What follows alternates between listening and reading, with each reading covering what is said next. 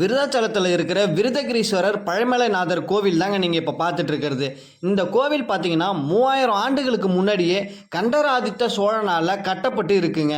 மதில் சுவர் பார்த்தீங்கன்னா 26 அடி உயரமும் 660 அடி நீளமும் 390 அடி அகலமும் கொண்ட ஒரு பெரிய கோவில் தாங்க சொல்லணும். இந்த கோவிலில் சிறப்பு அம்சங்கள் பார்த்தீங்கன்னா 5 கோபுரம், 5 நந்தி, 5 தேரு, 5 கொடிமரம்னு எல்லாமே 5 இருக்குங்க.